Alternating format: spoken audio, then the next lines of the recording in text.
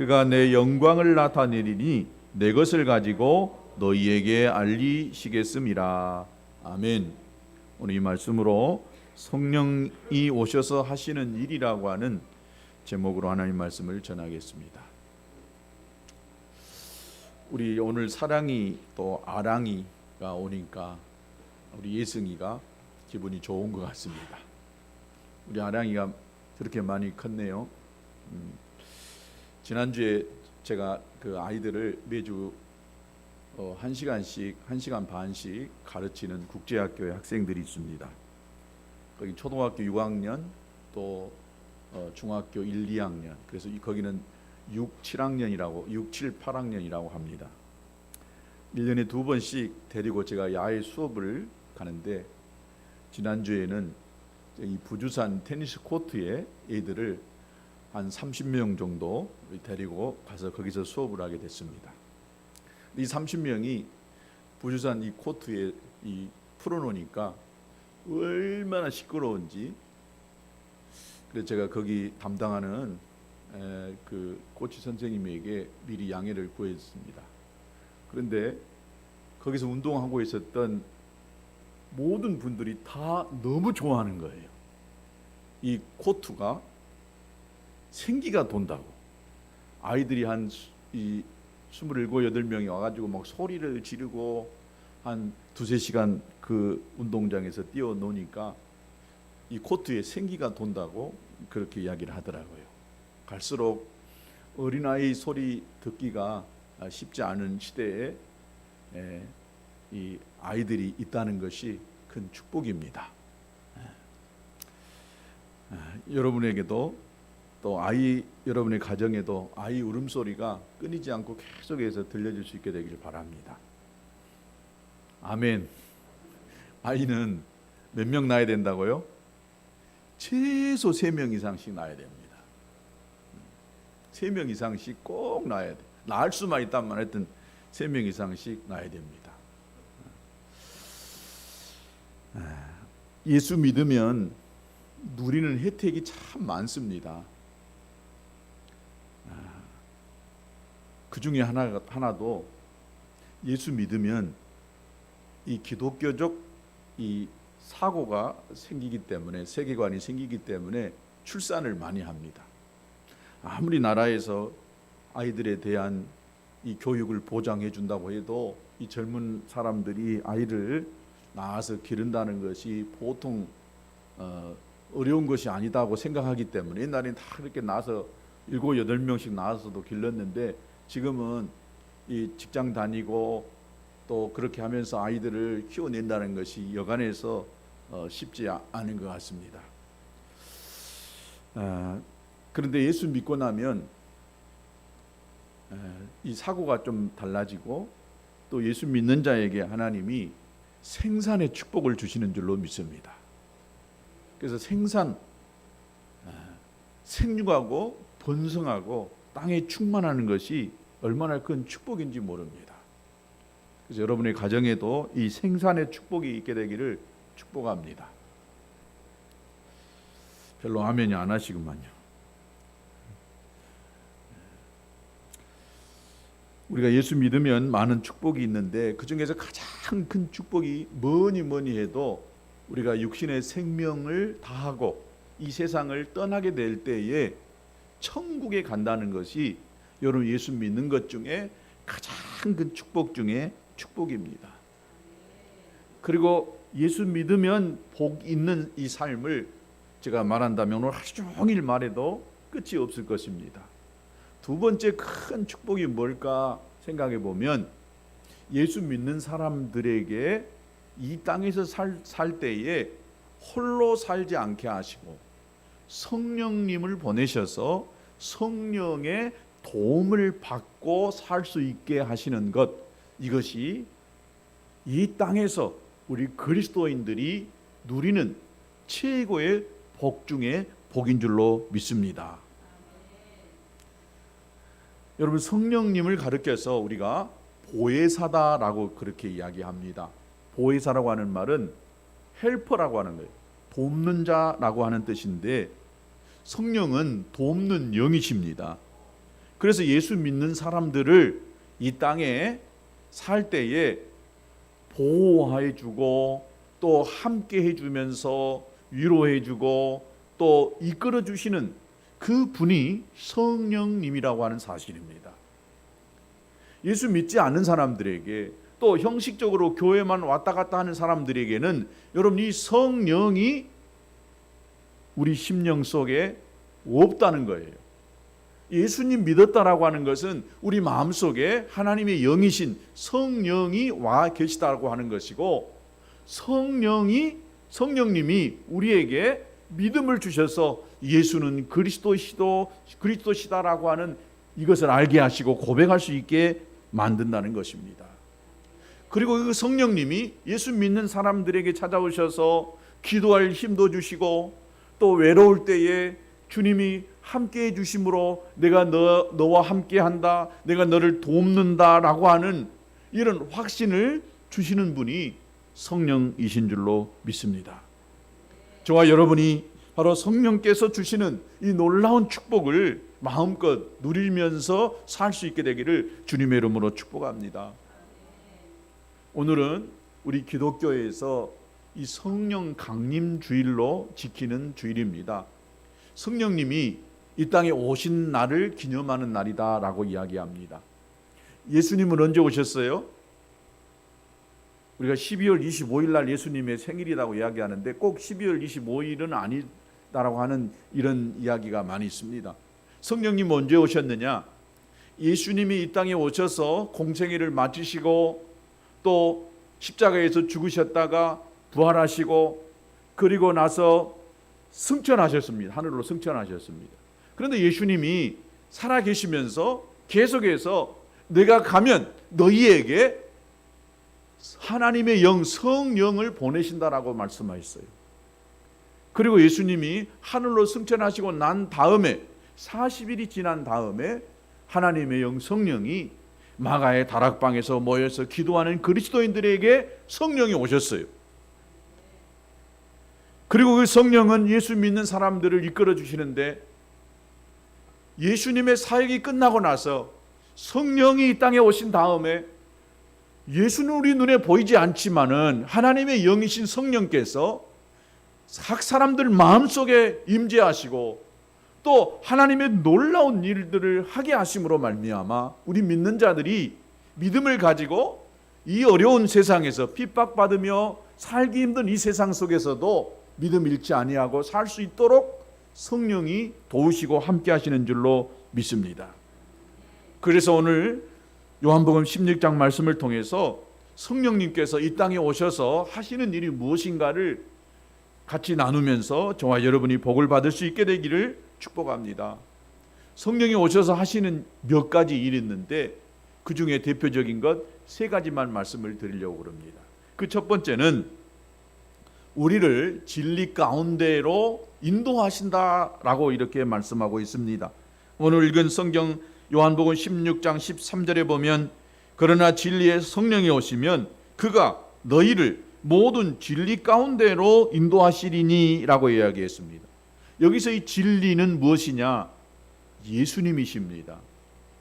요한복음 14장 6절에 보면 예수님께서 내가 곧 길이요 진리요 생명이니 라고 이렇게 말씀했습니다. 그러니까 예수님이 진리다라고 이렇게 말씀했기 때문에 성령님이 오시면 제자들을 예수님께로 인도하신다는 것입니다. 성령님이 오시면 예수님이 어떤 분인지 제자들이 깨닫도록 도와주신다는 말입니다. 제자들은 3년 동안 예수님과 함께 동고동락하셨습니다. 그래서 예수님이 전도하시는 모습을 보았어요. 예수님이 하나님의 말씀을 가르치는 것을 보았어요. 또 예수님이 병자를 치료하시는 것을 보았고 귀신을 내쫓는 모습을 생생하게 보았습니다. 즉 현장 체험을 한 것입니다. 그러니 제자들이 예수님이 누구인지 모를 리가 없는 것입니다. 그런데 오늘 뭐라고 하느냐? 예수님께서 성령이 오시면 제자들을 예수님께로 인도한다는 것입니다. 어찌 보면 이 말씀이 좀처럼 이해되지 않을 수가 있습니다. 그런데 마태복음 16장에 보면 예수님께서 베드로에게 질문을 던집니다. 너는 나를 누구라고 하느냐라고 이렇게 묻습니다. 그때 베드로가 주는 그리스도시요 살아계신 하나님의 아들이십니다 라고 이야기합니다. 그리스도라고 하는 말은 메시아, 구원자, 기름 부음 받은 자라고 하는 뜻입니다. 예수님은 하나님의 아들로 오신 구세주다라고 이렇게 대답한 것입니다. 예수님은 이 베드로의 대답을 들으시고 아주 극찬을 하십니다. 그것이 마태복음 16장 17절입니다. 바요나 시몬아 내가 복이 있도다. 이를 네게 알게 하신 이는 혈육이 아니라 하늘에 계신 내 아버지시니다 라고 이렇게 말씀하셨습니다. 그러면서 내가 내게 이르노니 너는 베드로라 라고, 이 베드로라고 하는 말은 반석이라고 하는 뜻입니다. 내가 이 반석 위에 내 교회를 세우리니 음부의 권세가 이기지 못하리라 라고 이렇게 말씀했습니다. 베드로가 예수님이 누구신지 분명하게 깨달은 것 같이 보입니다. 그렇잖아요. 분명하게 베드로는 예수님이 누구이신가라고 고백을 했습니다. 그런데 나중에 마태복음 25장에 보면 예수님이 이제 십자가에 못 박혀 죽으시기 전에 끌려가실 때에, 로마의 군인들에게 끌려갈 때에 베드로가 어떻게 했습니까? 제자들이 예수님을 다 부인했습니다. 그래서 예수님께서 베드로에게 오늘 밤에 너희가 다 나를 버릴 것이다. 그리고 이때에 베드로가 나서서 말합니다. 모두 주를 버릴지라도 나는 결코 버리지 않겠습니다 라고 이렇게 이야기합니다. 그러니까 예수님께서 아니야, 오늘 밤 닭이 울기 전에 네가 나를 3번 부인할 것이다 라고 이렇게 말합니다. 베드로가 뭐라고 합니까? 내가 주와 함께 죽을지언정 주를 부인하지 않겠습니다 라고 이렇게 큰 소리 칩니다. 어떻게 되었습니까? 그 말씀대로 닭이 울기 전에 베드로는 예수님을 3번씩이나 부인했습니다. 부인만 했습니까? 나중에 저주하며 맹세하면서 예수님을 모른다고 한 사람이 베드로였습니다. 이렇게 주는 그리스도시요 살아계신 하나님의 아들이다라고 분명하게 고백한 것 같지만은, 그러나 베드로는 자기의 목숨 위기 앞에 예수님을 부인하고 말았던 것입니다. 베드로나 제자들이 예수님을 따라다니면서 함께 있었지만은 예수님이 어떤 분인지 제대로 이해하지 못하고 있는 것입니다. 자기 생각으로 예수님을 정의하고 있었던 것입니다. 이때까지는 예수님은 혁명가였습니다. 이 나라를 로마에서 건져내고 나라의 큰 통치자가 될 것이라고 베드로는 이해하고 있었던 것입니다. 그리스도라고 생각을 하고 있었지만은, 구원자라고 고백은 하고 있었지만은 실제로 그리스도가 구원자이고 기름 부음 받은 자라고 하는 사실이 이 가슴 속에 확실히 와닿지를 못했던 것입니다. 요한복음 21장에 보면 예수님이 십자가에 못 박혀 죽으실 때에 제자들은 다 뿔뿔이 고향으로 돌아가고 말았습니다. 그리고 거기 가서 자기들의 옛 직업인 물고기 잡는 어부의 일을 하고 있었던 것을 봅니다. 제자들이 이런 신앙을 가지고 있었어요. 예수님이 이것을 아셨어요. 장차 되어질 일들을 아셨기 때문에 성령이 오셔서 예수님이 어떤 분인지 깨닫게 하실 것이다, 너희를 진리 가운데로 인도하실 것이다 라고 예수님이 말씀하고 계셨던 것입니다. 저들이 알고 있는 예수님이 어떤 수준에서 알고 있는지 예수님이 아셨기 때문에 바로 오늘 이 말씀을 하고 계셨던 것입니다. 요한복음 14장 26절에 보면 보혜사 곧 아버지께서 내 이름으로 보내실 성령, 그가 너희에게 모든 것을 가르치고 내가 너희에게 말한 모든 것을 생각나게 하리라 라고 말씀했습니다. 성령이 오시면 예수님께서 하신 말씀을 생각나게 하신다라고 이렇게 말하고 있습니다. 제자들이 전도할 때에 무슨 말을 해야 될지 모를 때에 성령께서 가르쳐 주신다는 것입니다. 성령이 제자들을 인도하시고 성령이 우리들을 인도하시는 것, 여러분 이건 놀라운 역사를 경험할 수 있는 것입니다. 바로 이 성령의 인도하심을 저와 여러분이 받을 수 있게 되기를 주님의 이름으로 축복합니다. 제자들은 성령이 오시고 나서야 예수님이 누구인지 깨닫게 됩니다. 사도행전에 보면 이제 성령이 임하고 난 다음 불과 몇 개월 안 된 이 상황 속에 베드로가 성령 받고 나니까 엄청난 역사가 일어나기 시작합니다. 설교합니다. 그러면서 예수님의 십자가를 전합니다.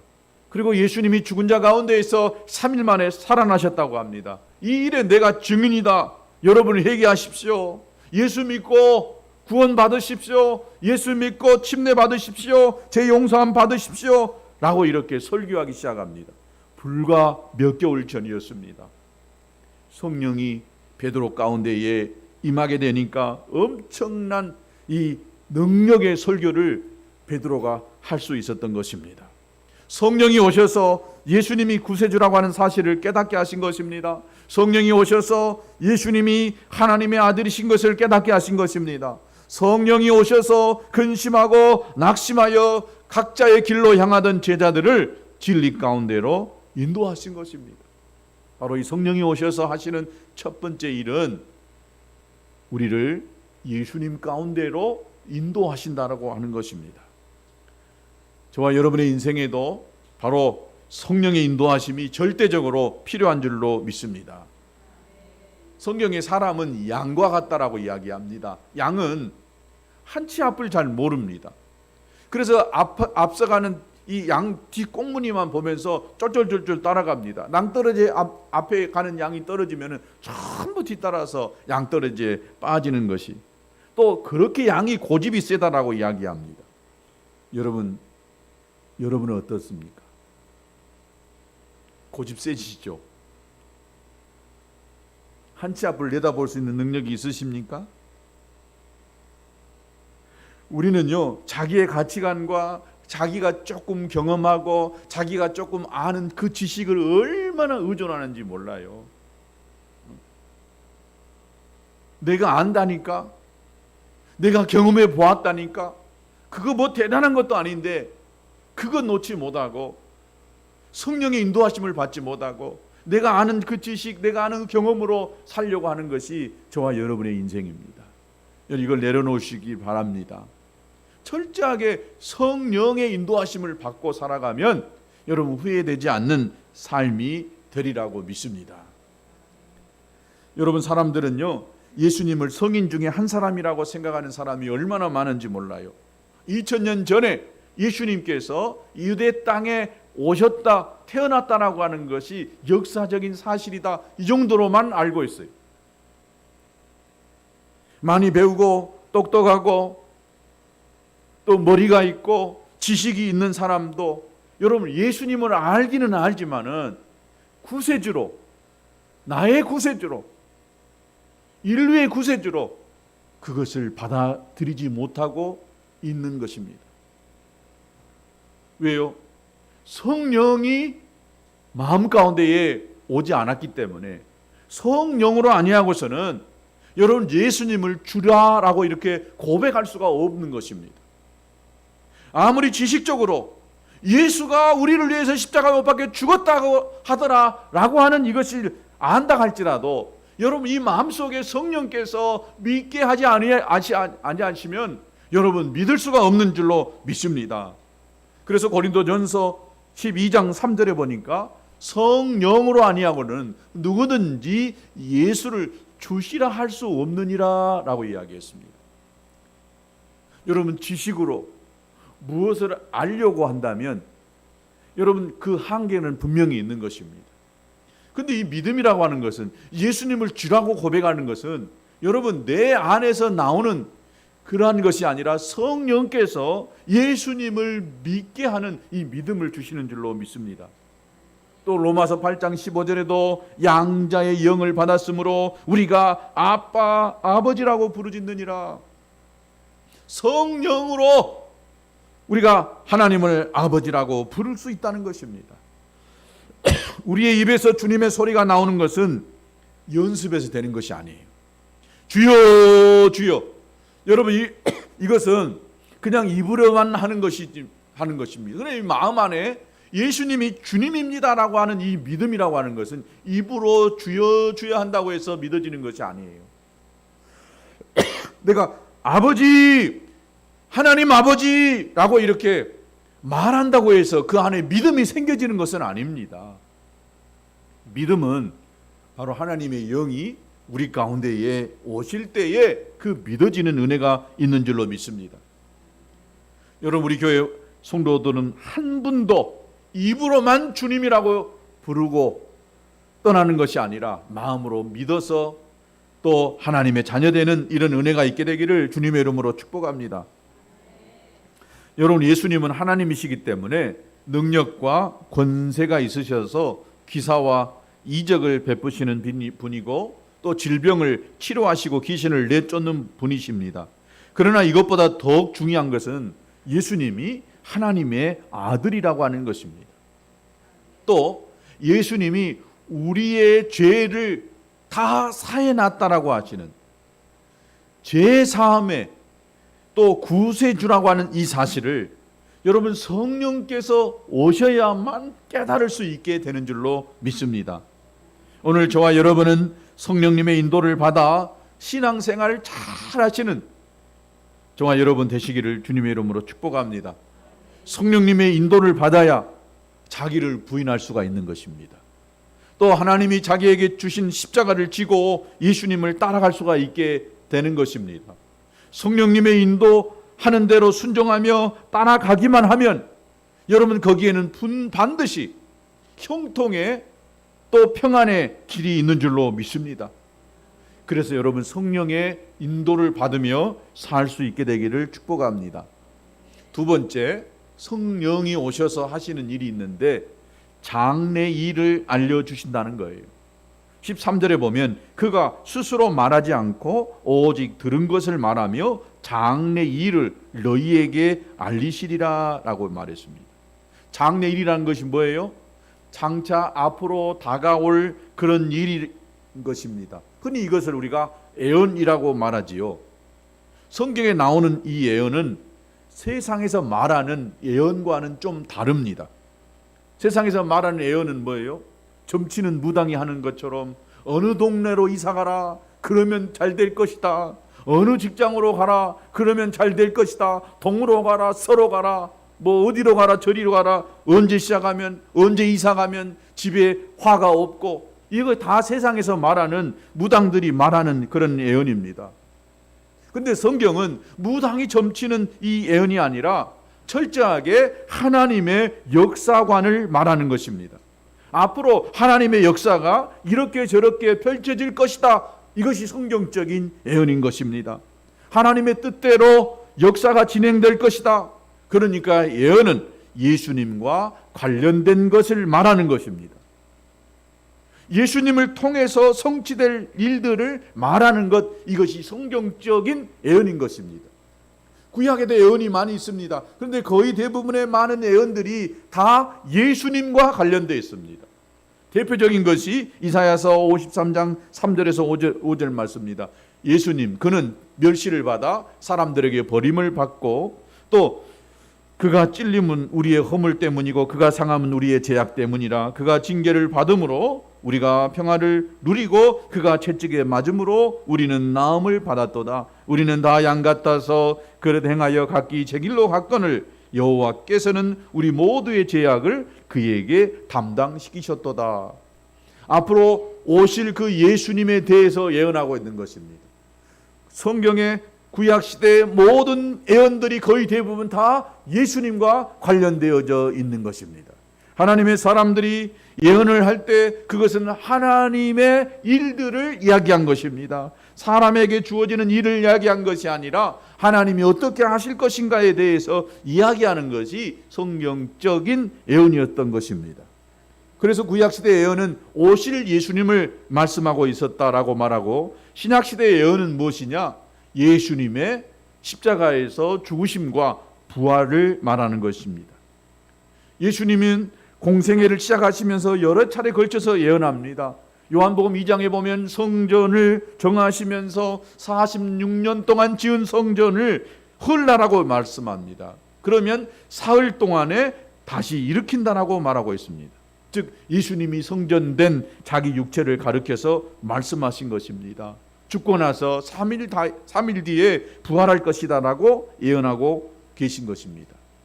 마태복음 16장에도 보면 장로들과 대제사장들과 서기관들에게 많은 고난을 받고 죽임을 당하고 3일에 살아난다라고 이렇게 예언을 했습니다.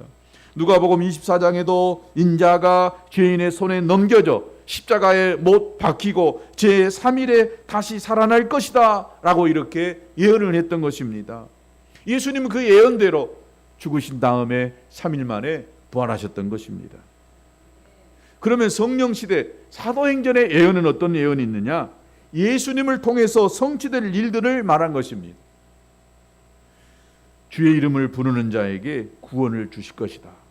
그리고 주 예수를 믿으라. 그리하면 너와 내 집이 구원을 얻을 것이다. 이것이 예언인 것입니다. 여러분, 예수 믿으면 구원 얻는 것입니다. 구원은 예수님을 통하여 이루어진다는 것이 예언인 것입니다. 또 요한계시록의 예언은 무엇이냐? 예수님의 재림을 이야기하고 있는 것입니다. 어린 양의 피로 씻어서 깨끗하게 된 사람이 천국에 들어가게 된다는 것을 말하고 있고, 환난 때에 신부의 믿음을 가진 사람이야말로 하나님의 보호자 앞에 갈 수 있다라고 하는 이 사실을 예언하고 있던 것입니다. 성령이 오시면 바로 이와 같은 장래 일을 말하게 하시는 줄로 믿습니다. 예수님을 통해서 성취될 일들을 말하게 하십니다. 요한복음 16장 8절에 보면 세 가지를 말씀하고 있어요. 그 첫 번째가 그가 와서 죄에 대하여, 또 의에 대하여, 심판에 대하여 세상을 책망하신다라고 이야기하고 있습니다. 첫째는 이 죄에 대해서 말씀하신다고 말하고 있는데, 요한복음 16장 9절에 죄에 대하여라 함은 그들이 나를 믿지 아니하미요라고 했습니다. 여러분, 죄가 무엇인가요? 예수님을 믿지 않는 것이 죄입니다. 나는 깨끗하게 살았습니다. 나는 한 번도 죄 짓지 않고 살았습니다. 여러분, 그럴 수 있습니다. 그러나 예수 믿지 않는 것이 죄이기 때문에 그 예수 믿지 않는 그것에 대해서 하나님은 심판하시는 줄로 믿습니다. 세상 사람들은 그것을 죄라고 인정하지 않습니다. 그러나 성령이 오셔서 깨닫게 하십니다. 내가 지금까지 예수 안 믿고 살았구나. 그래서 내가 죄인이구나 라고 하는 이것이 성령께서 오셔서 깨닫게 해주시는 줄로 믿습니다. 그래서 우리가 말씀을 들으면 하나님이 나를 사랑하셔서 그의 아들 예수님을 이 땅에 보내주셨군요. 그 아들 예수님이 십자가에 못 박혀 죽으심으로 나의 모든 죄가 다 사해졌군요. 그리고 예수님이 죽은 지 사흘 만에 부활하셨군요. 이 놀라운 은혜, 내가 스스로 믿을 수 없고 받아들일 수 없는데 이것이 믿어지군요. 이것이 성령이 오셔서 우리가 죄에 대해서 깨닫게 하시는 그런 은혜인 줄로 믿습니다. 두 번째, 의에 대하여 말씀하고 있습니다. 요한복음 16장 10절에 보니까 의에 대하여라 하면 내가 아버지께로 가니 너희가 다시 나를 보지 못함이요. 여러분, 의가 무엇입니까? 세상에서는 도덕적으로 윤리적으로 선한 일을 해야 의롭다라고 이야기합니다. 죄 안 짓는 사람이 의롭다라고 이렇게 이야기합니다. 그런데 하나님의 의는 좀 다릅니다. 하나님은 예수님이 이 땅에 오셔서 십자가에 달려 돌아가시고 부활하시고 승천하셔서 하나님 보좌 우편에서 우리를 위하여 강구한다는 사실을 믿을 때에 의롭다라고 예수님이 인정해 주신다라고 하는 거예요. 다시 한번 이야기합니다. 여러분, 예수님은 우리가 예수님을 믿을 때에 의로운 사람이다, 의롭다라고 칭해 준다는 거예요. 너가 비록 그동안 예수 안 믿고 더러운 죄 짓고 살았지만은, 죄인이지만 그러나 네가 예수 믿었느냐? 이제 그 믿음으로 나를 의롭다라고 칭해 준다라고 하는 것입니다. 하나님, 우리가 세상에서 아무리 선한 일을 많이 했다라고 해도 의롭다라고 인정하지는 않습니다. 그런 은은요 쓰레기통에 들어갈 휴지 조각 정도밖에 되지 않는 것입니다. 하나님 앞에 우리가 의로우면 얼마나 의롭겠어요. 깨끗하면 얼마나 깨끗하겠어요. 그러니까 우리가 의로워지는 비결은 하나님이 이루신 것을 그대로 받아들이고 믿을 때에 가능한 것입니다. 우리가 예수님 믿을 때에 하나님께서 우리에게 의의 옷을 입혀주시는 거예요. 우리 눈에 그것이 보여줄 수 있게 되기를 축복합니다. 세상 사람과 예수 믿는 사람의 차이는 전혀 다를 바가 없어요. 그런데 우리가 믿음의 눈으로 보면 예수님의 그 의의 옷을 우리에게 입혀주어서 하나님 앞에 갔을 때에 우리의 죄된 것들이 가려지게 되어 있습니다. 예수의 보혈로, 예수의 피로 우리의 더러운 것들이 씻겨지고 가려져서 우리가 하나님 앞에 서는 그런 은혜가 있는 줄로 믿습니다. 세 번째, 심판에 대해서 가책을 받게 하시는 거예요. 요한복음 16장 11절에 보니까 심판에 대하여라 하면 이 세상 임금이 심판을 받았음이라. 예수님이 이 세상에 오심으로 벌써 세상을 심판하신 거예요. 우리 육신의 눈에는 아무것도 보이지 않지만은 영적으로는 이미 심판을 받은 것입니다. 왜냐하면 예수님이 오셔서 회개하라, 천국이 가까웠느니라 이렇게 선포하셨기 때문인 것입니다. 회개의 복음을 공포해 버렸습니다. 여러분, 법이 생겨졌으면 그 나라에서 법을 만들고 국회에서 법을 만들어서 공포하면 내가 그것을 알든 못하든 그 법은 이미 시행되고 있는 것입니다. 나 몰랐어요. 여러분, 아무리 이렇게 해봐도요, 법이 있으면 내가 알든 모르든 그 법을 안 지켰다라고 한다면 그 이 법의 이 잘못을 또 법을 또 어긴 그 죄의 대가를 받을 수밖에 없는 것입니다. 예수님이 오셔서 바로 심판을 선언해 버렸기 때문에 누구든지 예수 믿지 않으면 우리가 심판받을 수밖에 없다는 사실을 여러분 우리가 알아야 되는 것입니다. 그래서 성령께서 오셔서 심판받을 우리의 모습을 깨닫게 하시고 죄인 된 우리의 모습을 깨닫게 하셔서 심판 앞에 서지 않고 우리가 예수님 피로, 예수님의 공로로 하나님 앞에 나아갈 수 있게 되는 줄로 믿습니다. 여러분, 성령이 여러분의 마음속에 이런 심판에 대해서, 의에 대해서, 죄에 대해서 깨닫게 하시기를 주님의 이름으로 축복합니다. 찬송가에 보면 그 위에 오른쪽 왼쪽 위에 보면 찬송가 이 누가 작사했는지 작곡을 했는지가 나옵니다. 그 중에 이 페니 크로스비라고 하는 분이 지은 찬양이 참 많이 있습니다. 이 크로스비라고 하는 이분은 태어난 지 6개월 만에 소경이 되어가지고 시력을 잃어버린 사람이었습니다. 앞을 보지 못하니까 무엇을 할 수가 없는 것입니다. 그러니까 무력해지고 삶의 해이를 갖게 된 것입니다. 그리고 자신을 장악하는 세월을 보냈습니다. 그러다가 30세가 되어졌을 때에 교회에 나오게 되는데 어느 날 뉴욕에 있는 한 전도 집회에 가게 됐어요. 그 전도의 집회에서 찬송가를 듣게 됩니다. 그 찬송가, 웬 말인가 날 위하여 주